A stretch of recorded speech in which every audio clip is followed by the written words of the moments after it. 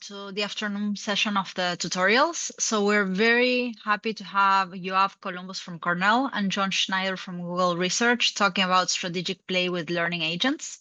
Thank you so much for organizing this.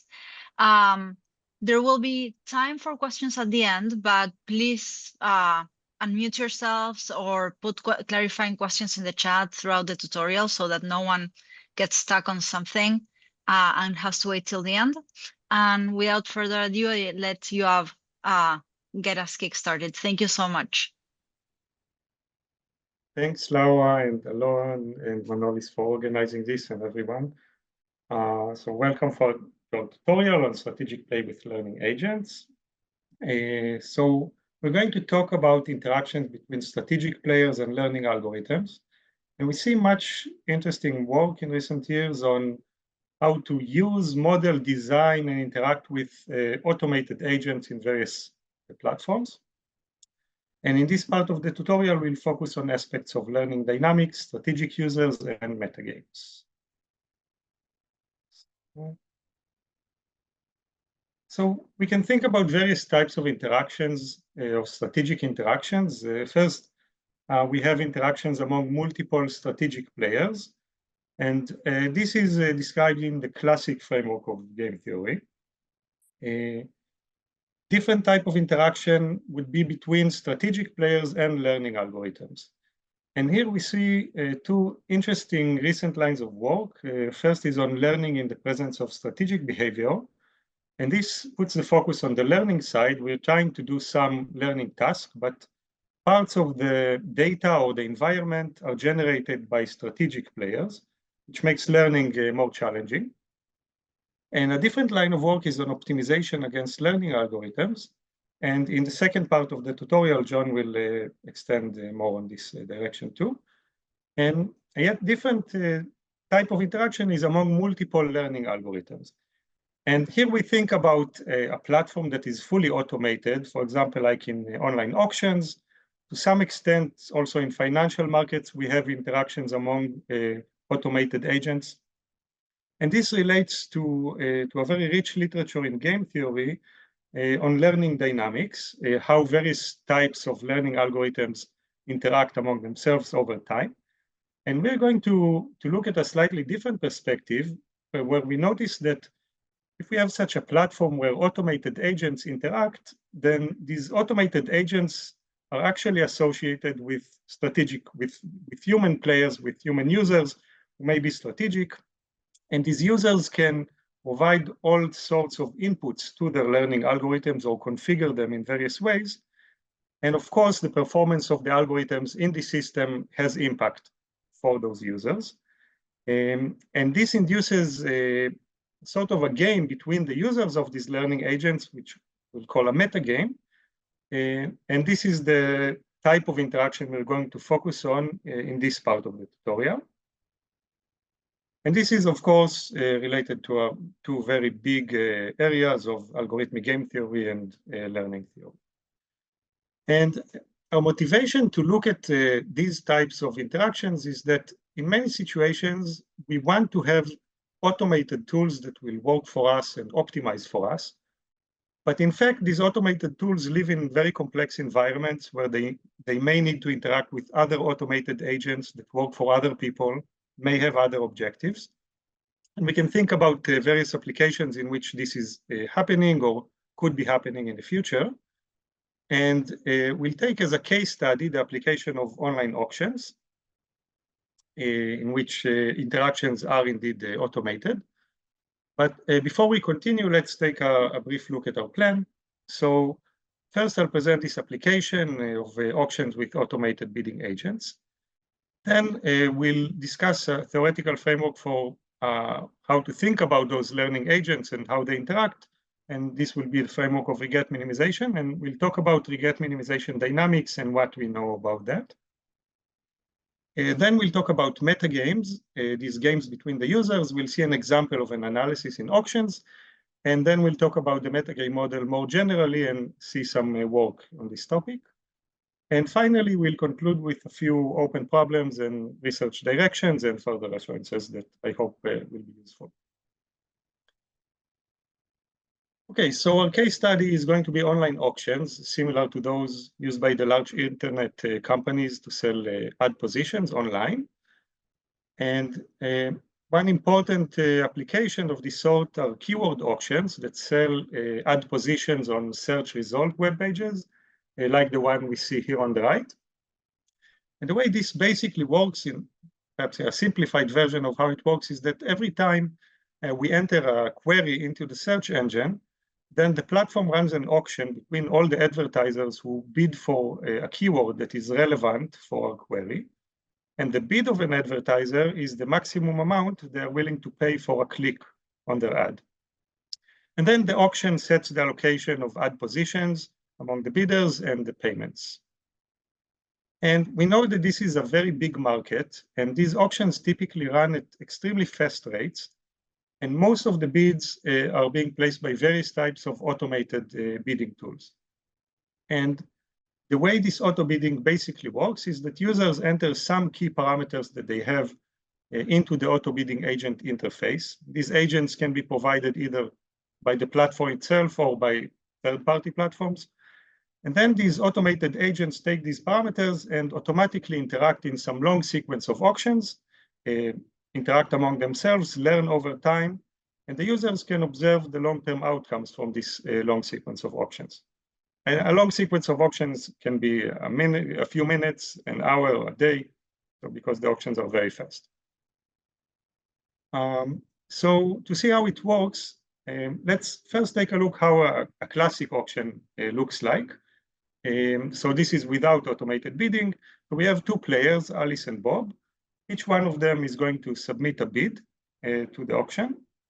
Then the auction determines, according to some auction rule, the allocation and payment for those players. And they get some utility from these allocations and payments, and this should go on repeatedly. Now, in the auto bidding setting, in the automated bidding setting, things are a bit different. So here our players, or we will call them users provide some parameters to their bidding agents. Then these bidding agents are going to place bids in a long sequence of auctions. And Alice and Bob here are going to observe the long-term outcomes from this long series of auctions and get some utility from these long-term outcomes. And what's actually going on in this gray box here is that every bidding agent runs some kind of a learning algorithm aiming to optimize the utility for its user. But importantly, it optimizes according to the parameters that are provided by the user. So we can notice, and this is from a joint work of mine with Noam Nissan, that in fact, the auction that these users observe and play when they have automated agents is not exactly the same as the underlying auction that runs inside the platform. Instead, they play what we can call a meta auction, in which their action spaces are the parameters that they could give to their bidding agents, and their utilities are determined according to the long-term outcomes of the dynamics between these agents. So we will see later on that when these auctions are played indirectly, played through these learning agents, they can have very different outcomes than what we expect if the auctions are played directly. Okay, so what exactly do we mean when we talk about learning in these repeated auctions, or more generally, learning in repeated games? So at the very high level, one basic idea we could think of or that exists is just to look at the empirical distribution of play and best reply to that. And the underlying assumption, this is called fictitious play, or sometimes called follow the leader. And the underlying assumption is that if everything is stationary, then, well, best replying to the distribution I have is maybe the best thing I can do. But of course, this assumption doesn't always hold, and we know that fictitious play sometimes can give a bad performance. And an improved idea is to do some kind of a soft best reply to play actions that performed better in the past with a higher probability. And this idea has been studied since the early days of game theory and still a very active field of research today.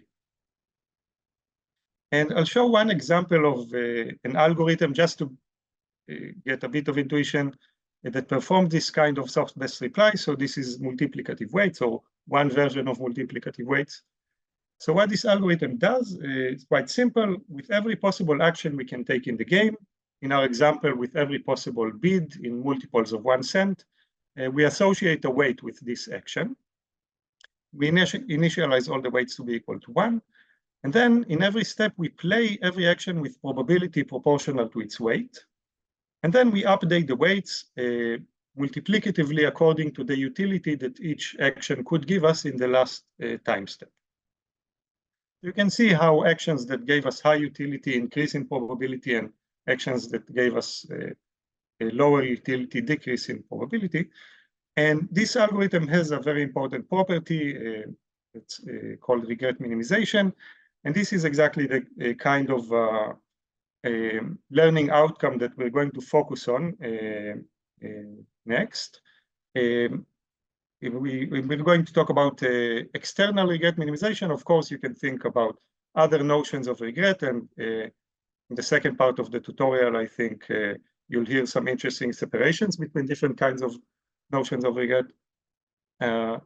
So we say that an agent has low regret or is regret minimizing if he plays such that the long-term average empirical payoffs approach the payoff of the best fixed strategy in hindsight.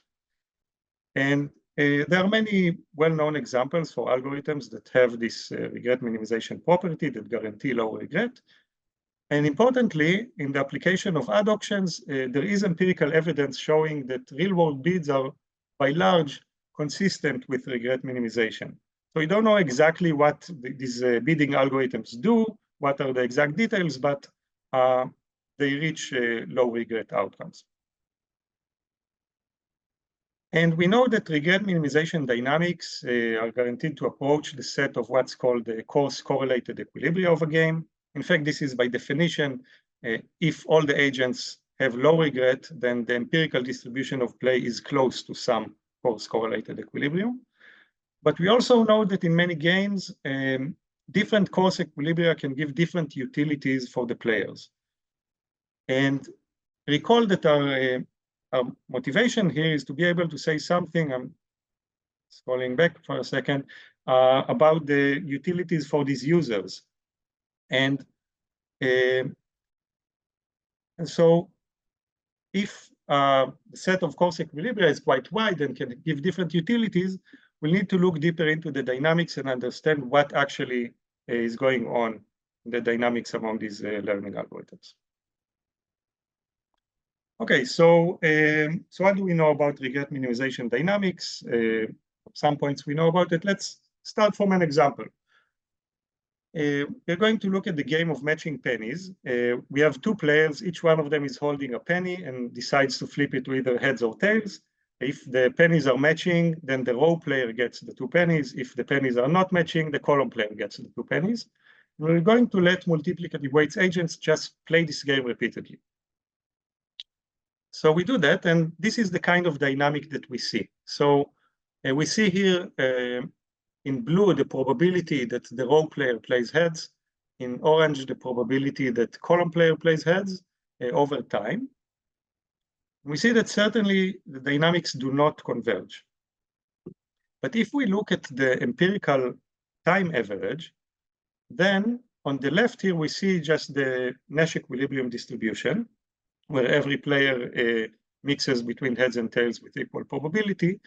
And on the right, we see the empirical distribution of play, just the average of the actions that were performed, time average. And we see that as time progresses, the empirical distribution approaches the Nash equilibrium. It does converge. So the dynamics do not converge, but the time average does converge. And in fact, the time average, the empirical distribution, is the thing that is going to be important for us, because this is the thing that determines the utilities for our users, for the users of these algorithms, the long-term outcomes. And you can ask, why do we get to a Nash equilibrium here? Because this is just no regret algorithms. They're only guaranteed to approach the set of coarse equilibria. But specifically in this example, the set of coarse equilibria is a singleton, includes only the unique Nash equilibrium. And this is why we converge to it. Okay, so we're interested in convergence of the empirical distribution of the time average. And I think it's can be useful to look at various types of definitions we can have for convergence or various notions of convergence. So we're going to fix some dynamic and some time horizon, and we denote by P sub t the empirical distribution of play until time t. This is, again, just the time average of the actions that were played until time t. So the first notion of convergence we have is convergence to a set. And this is exactly what we know about no-regret dynamics. We know that they approach the set of course correlated equilibria of a game. But notice that this definition doesn't tell us anything about what happens if the empirical distribution is already inside the set of course correlated equilibria.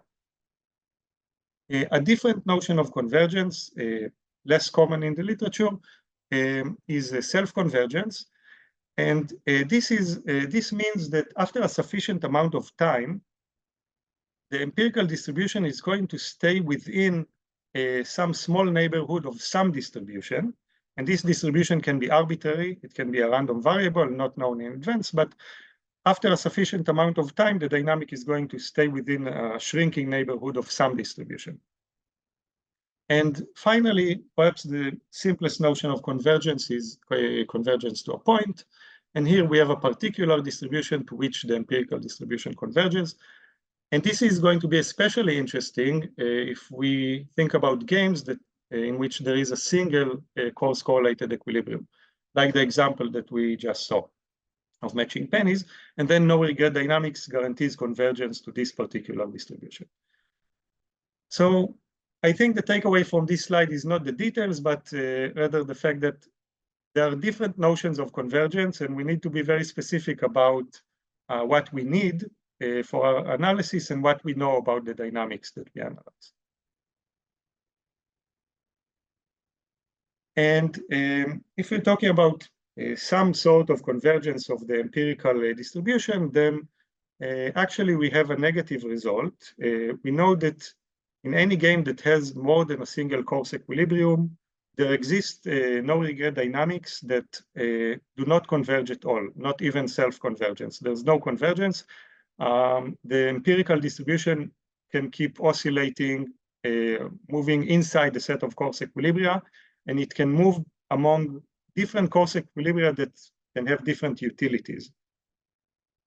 So if we are interested in convergence, and we want to talk about general no-regret dynamics without further assumptions, then actually we can guarantee convergence only if we have a single course equilibrium in the game. And we know about some interesting cases in which we do have convergence.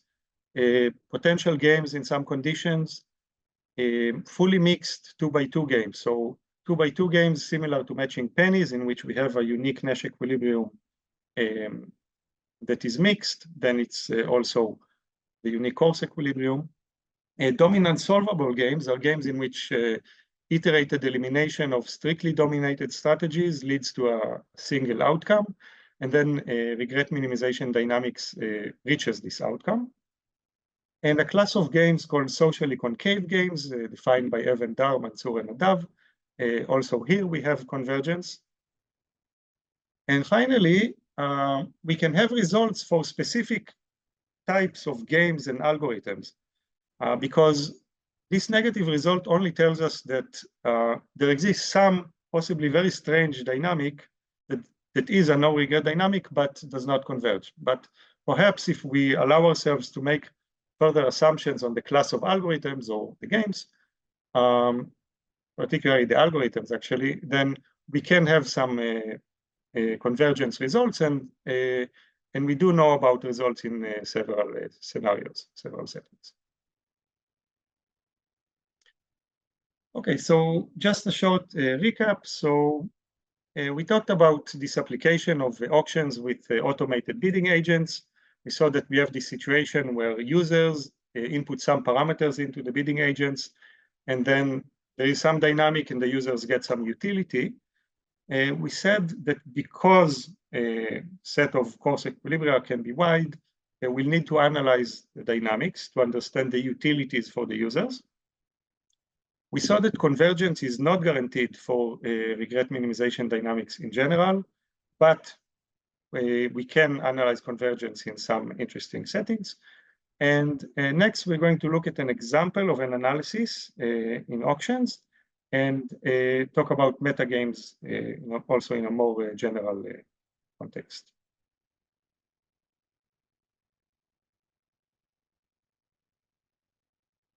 If there are questions so far, it's maybe a good time. Okay, you can ask along the way. So let's look at an example of an analysis of dynamics and the implication of those meta auctions for the users. This is from a joint work of mine with Noam Nissan. And we're going to look at a very simple setting of auctions where we have first and second price auctions. In the second price auction, the auction rule is that the highest bidder wins and pays the second highest bid. In the first price auction, the highest bidder wins and pays the amount of his own bid. The setting for the repeated auction, yes. Sorry to interrupt you. You have a question on the chat. Yeah. From Ben. I can read it to you. It says, to run the MW algorithm, the agent must be able to calculate in hindsight the utility he would have obtained from any possible action, right? Yes, that's correct. So I was presenting a full feedback version, but that's true. This perhaps not a very realistic assumption about auctions because you don't really observe all the bids that everyone made, but there are, of course, versions that use the bandit feedback and you also can guarantee low regret. And the basic thing that we're going to focus on is the regret minimization property. So the details of how you minimize regret are less important correctly. Okay, so the analysis, the examples I show, think about, for simplicity, the full information, full feedback scenario. Okay, great question. Thank you. Sure. So, okay, so the repeated auction setting is simple. We're going to have a single identical item sold repeatedly in every time step. Every bidder is going to have a fixed value for winning this item over the time period that we look at. Bidders are going to place bids, and the auction is going to determine who is the winner and what should be the payment. And the utility for a bidder is going to be just a quasi-linear utility, his value minus the payment if he wins or zero otherwise. And utilities are additive over the auctions. Important point is that bidding agents, those automated agents, are going to calculate utilities with the value that was reported by the user. And we're going to focus on the value that the users have as the parameter that the user reports to the algorithm in this analysis that I'll show. Okay, so what do we know about these auctions? So those are, of course, well-known results. So second price auctions are known to be dominant strategy incentive compatible, meaning that if I fix any actions of the opponents, then I can never benefit. It's always in my best interest to use my true value as my bid. So here, perhaps the naive expectation would be that from these dynamics between the learning agents, maybe we should get the second price outcome, meaning that the agent with the higher value should win and pay the amount equal to the value of the second agent. This is what happens if they bid truthfully, but I'm saying this is a naive expectation because, of course, there are other equilibria and it's a repeated game and many things can happen. First price auctions are known not to be incentive compatible. The equilibria do give the second price outcome, but it's also known that these auctions have force equilibria that lead to different outcomes. And this is from a paper by Feldman, Lucia, and Nissan. So here it's less clear what we should expect. Are we going to get the second price outcome of the equilibrium or maybe some different outcome? And questions we can ask are, first, what are going to be the outcomes when we let learning agents, specifically regret minimizing agents, play these auctions? So this is a question about learning dynamics. And second, what should the users do? And particularly, what value should the users report to their own bidding agents? And as I mentioned, to answer these questions, we will need to look deeper into the dynamics between these learning algorithms. And we show in the paper that, in fact, the first point here gets a negative answer. We're not getting the second price outcome in the second price auction when it is played with these bidding agents. Whereas in the first price auction, we do get the second price outcome when it's played with these bidding agents. So these auctions kind of switch roles between them when they are played with automated agents, in contrast to compared to how they should behave when they are played directly. Okay, so let's look at how this kind of result looks like. So this is going to be a result that tells us something about the dynamics between those learning agents. And then after we see this result, we'll talk about what does it mean for the users in the meta auction.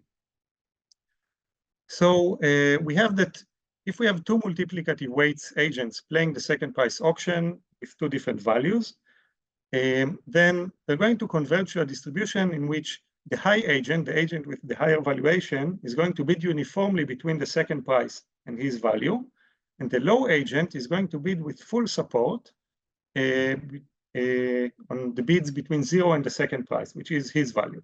And this is with monotone density, meaning with a higher probability for higher bids in this range. We see that the high agent always wins, as we expected, but he pays strictly less than the second price. So we don't get the second price outcome in the second price auction. And we see this also in simulations. So on the left here, we see a simulation of two multiplicative weights agents with values of 1 and 1/2. We see the bids over time.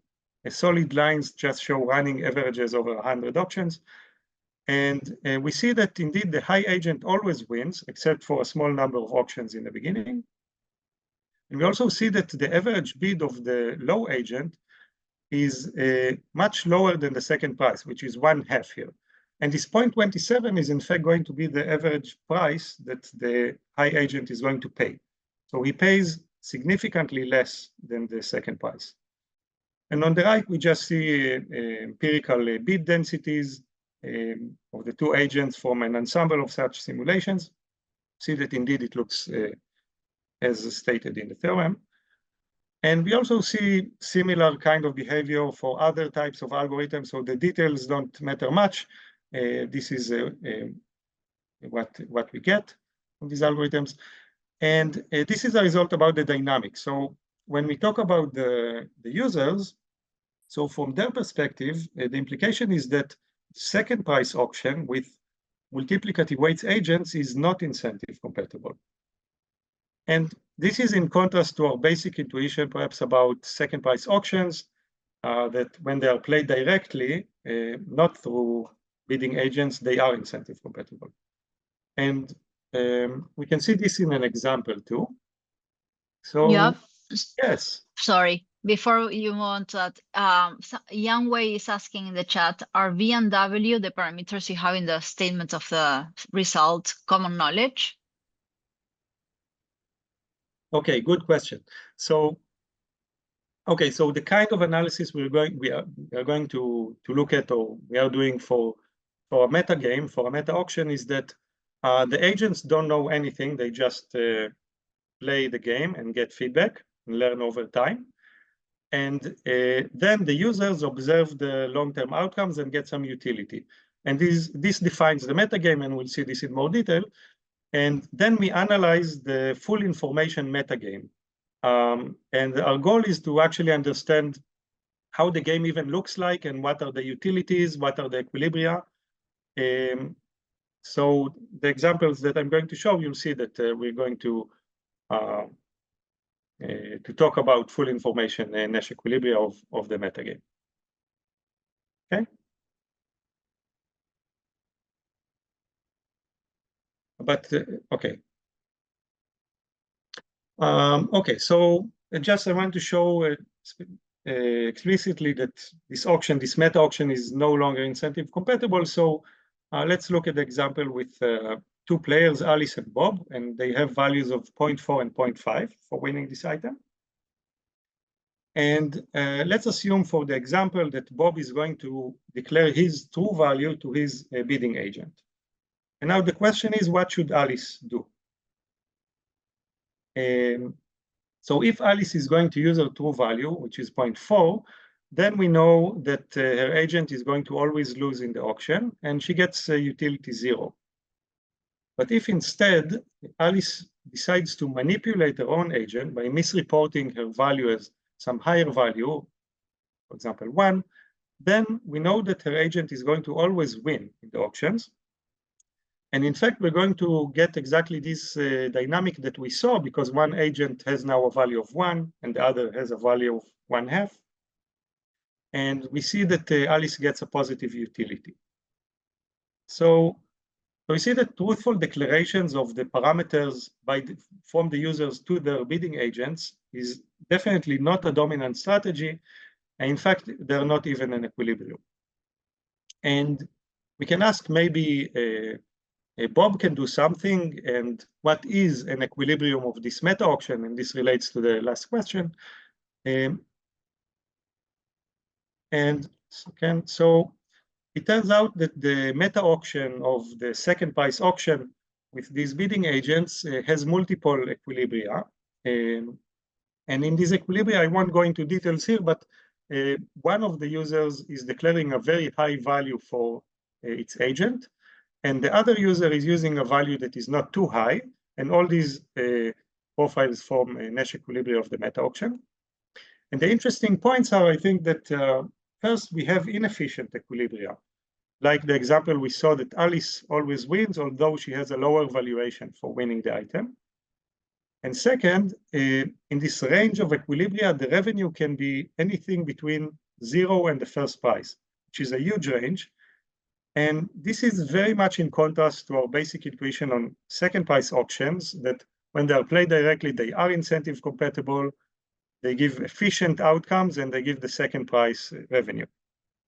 And also we see that these kinds of strategic manipulations by the users can have implications also for the platforms.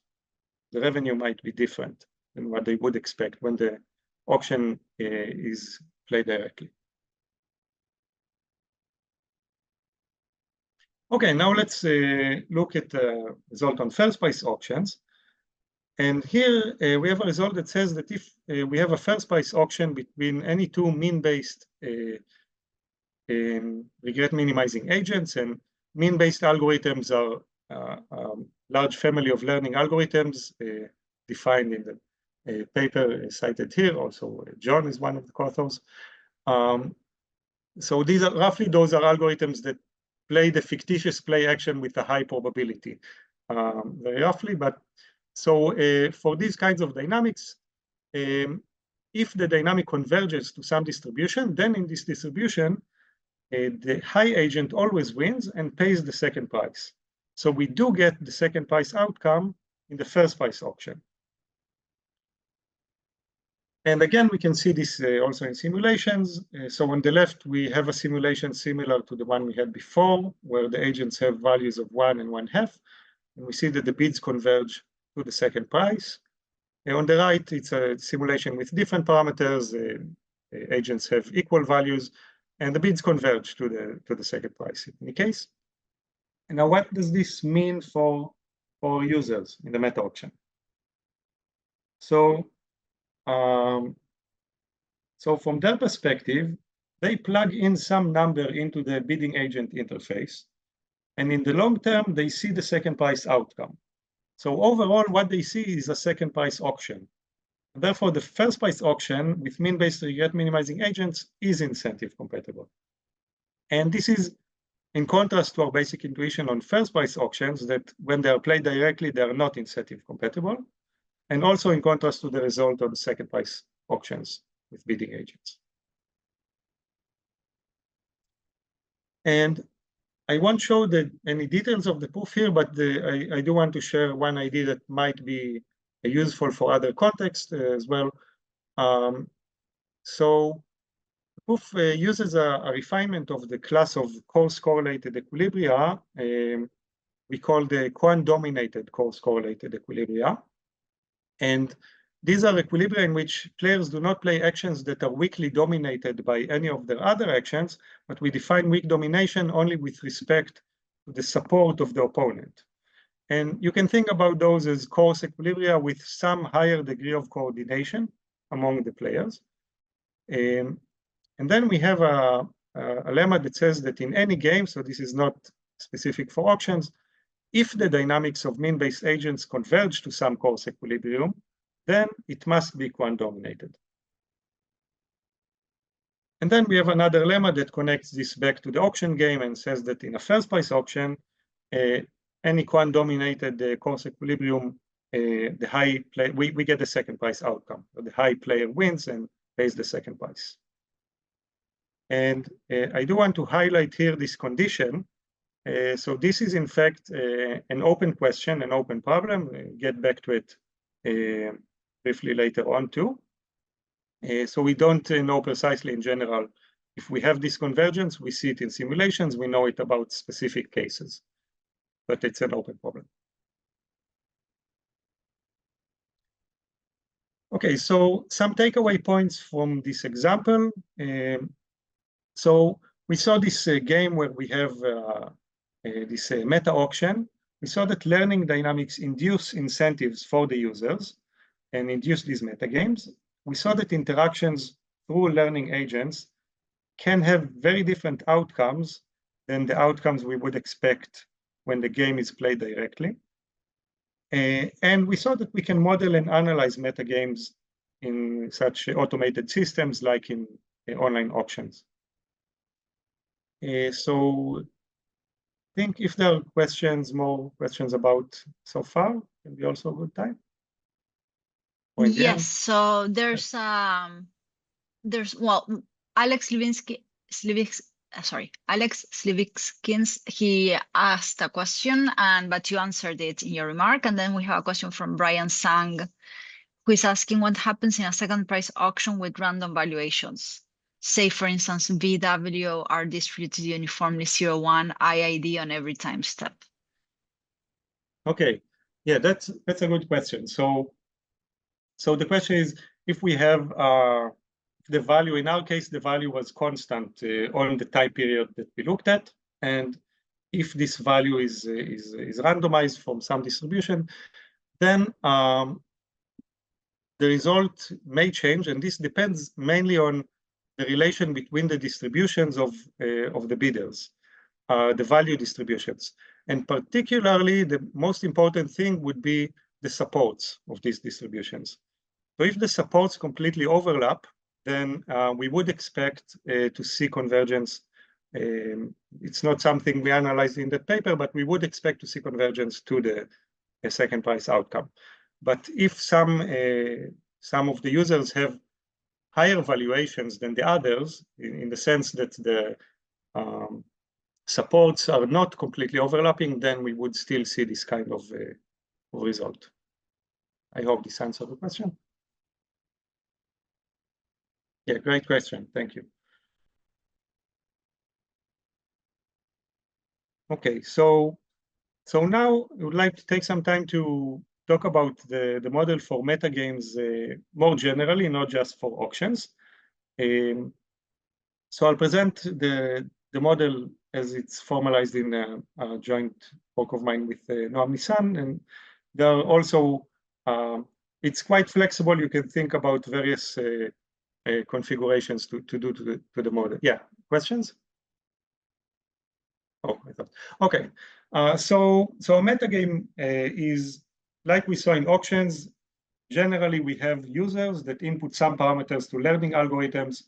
Then there is some interactions, and the users get some utility. So take a minute to specify the components of the model without getting into formal definitions. So first we have the users. The users are the players. As in any game, players have preferences over outcomes or some payoff functions. We have the parameter space, which is the language in which users can configure or provide input to learning algorithms. And then we have the agents, and here we can think about a specific algorithm or a class of algorithms, like in the analysis that I showed. We saw two examples. We saw an example of class of mean-based algorithms and an example for particularly multiplicative weights algorithms. We have the underlying game in which the agents are going to interact. And finally, we have the dynamic, which to understand player utilities, we will need to analyze in some way, in some sense, in order to understand the utilities that the users get. So these are the components, and I'll present briefly a few related works. This is not meant to be a comprehensive list, but I hope this can be a good starting point to get to know this topic. So first two are works I already mentioned, so I won't extend much on it. We saw the results for second price and first price auctions and the lemma about mean-based dynamics and implications for the platforms. In this paper, I think the main takeaways, besides the formal model, is that we analyzed there are several classes of games, and we see that quite generally, the generic case is that players generally have incentives to misreport their private parameters to their own learning algorithms, and this is something that perhaps should be considered also in mechanism design with learning agents. And we see a very broad range of phenomena of things that can happen in a metagame, in equilibria of metagame. We can have cooperative outcomes where everyone increases their payoffs, or bad outcomes where everyone decreases their payoffs. This paper by Feng, Lucier, and Slivkins, and now know that Alex is here in the audience, so want to add anything would be great.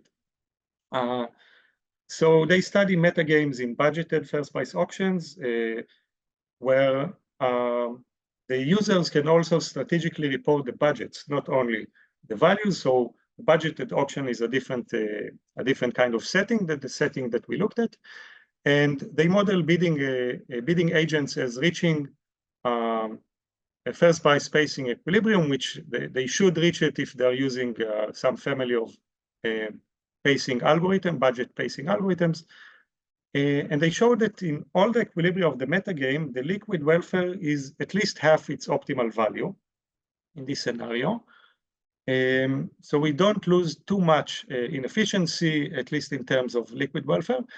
And they also show, interestingly, that if the users are limited and can't report strategically their budgets, then there is no approximation for the liquid welfare, and various things can happen.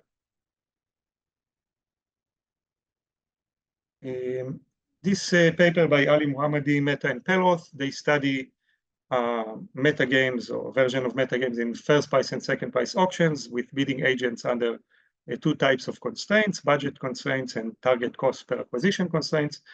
And the focus here is on the question of whether the resulting mechanism is incentive compatible. And they show for a class of bidding agents, they study there that first and second price auctions with either one of these constraints are not incentive compatible in general.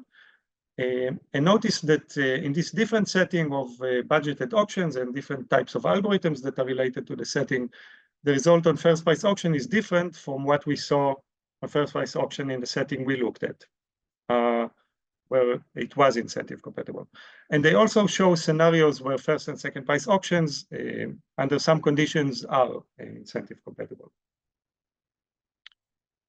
A paper by Osterl and Konitzer, they look at a kind of a metagame model in which players can also restrict the action spaces of their learning agents. And they study a notion that they define called safe Pareto improvements. And these are manipulations of the agent's game in which every outcome that can be reached with positive probability is a Pareto improvement. So this is a very strong notion, and of course a very interesting one, because if we do have a safe Pareto improvement, then everyone are better off, at least weakly better off.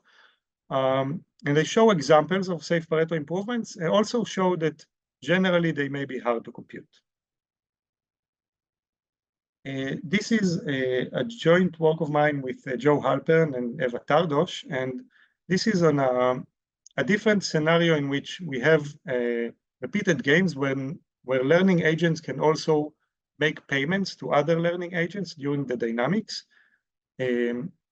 So the scenario and kind of questions are different, but the decision that users have of whether to allow their learning algorithms to make payments or not to allow them to make payments is very much similar to a metagame. And in short, the results show that quite generally users do have incentives to let their agents make payments to other agents. We see that in equilibria of a payment policy game between the users, we often get cooperative outcomes in many cases. And in first and second price auctions, payments between the agents lead to strong collusive outcomes, or can lead to strong collusive outcomes.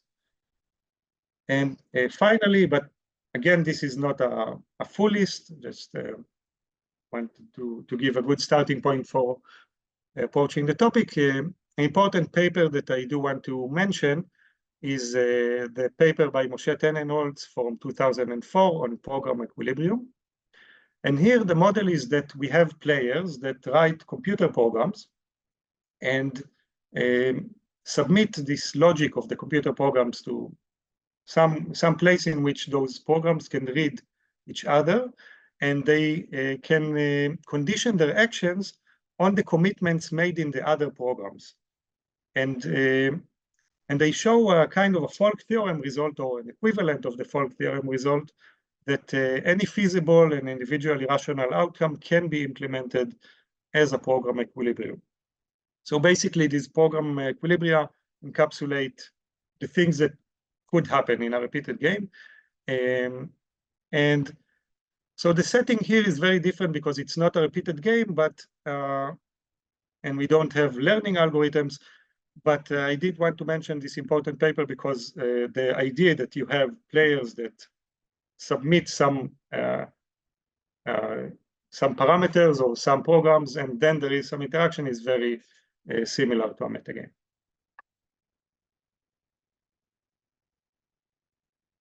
Okay, and if there are questions, it's a good time, or we can continue to discuss open questions and problems.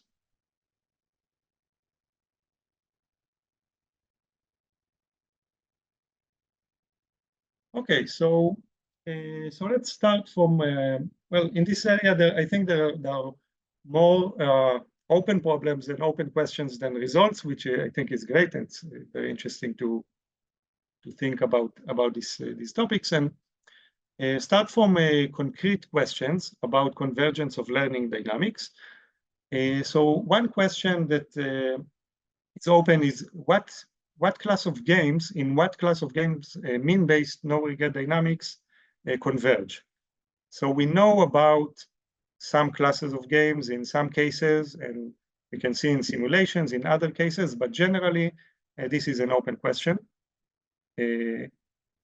Either to talk about convergence to a point or self-convergence, so it's not something that I'm aware of a general result. And second question, what types of algorithms converge in auctions? And in particular, do mean-based no-regret algorithms converge in the first price auction? And here there are some partial results about this question. I think specifically when the top value players have exactly the same equal valuations. But generally, this is an open question, and this is the condition that we saw in one of the results that I showed. And one more question is, well, in all the work that we saw in auctions, we looked mainly on a single item, and I think it can be very interesting to, well, reality is more complicated. There are multiple items, and so to analyze convergence in generalized versions of these auctions, of first and second price auctions, or perhaps analyze the set of coarse equilibria or correlated equilibria of these options. I think this can be a very interesting analysis.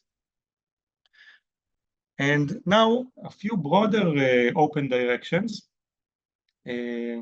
So in all the work that we saw so far, the focus was on a single shot of a metagame.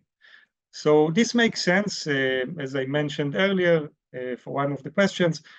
This makes sense because in order to analyze the game, first we need to understand what the game is, what is the equilibrium structure, and this has to be the first step, but I think it can be very interesting to look at repeated versions of these metagames, because a user can wake up one day and provide some set of parameters, and then the other day look at the outcomes and provide a different set of parameters, and I think this can be interesting to explore.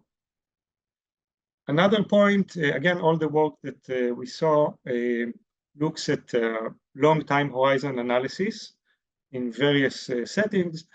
And I think in some settings, it can also be interesting to look at finite time effects. And here we can have interesting things that that could happen with learning rates and other parameters that can affect the outcomes. So I think it's interesting to explore. A very broad topic that receives more and more attention recently, mechanism design with learning agents, or mechanism design for learning agents. You can formulate various types of questions. How should we design a mechanism that achieves desirable outcomes when players are learning algorithms, or when players are, when we consider also those metagames, because we have learning algorithms that might be manipulated. How do we generate good mechanisms? Another question is, currently we don't really have an empirical framework for how to identify strategic user behavior or strategic parameter reports by users of learning algorithms. So how can we identify and analyze these kind of strategic behaviors from data? And I think this can be very interesting to explore, should combine ideas from game theory, but also perhaps from econometrics, and can be a fruitful direction to study. And I would like to conclude with several references and pointers, so we won't go over this list, but I do want to include it here in the slides. It will be on the website later on. And again, these are not meant to be comprehensive lists of references, but I do hope that these are good pointers to start from and to explore further to get to know these areas. So first, some references, some useful references on regret minimization in general. Some papers on metagames and related models, so the ones that I mentioned and a few others too.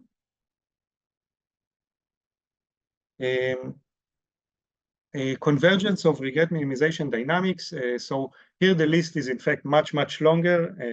This is a very interesting and broad area.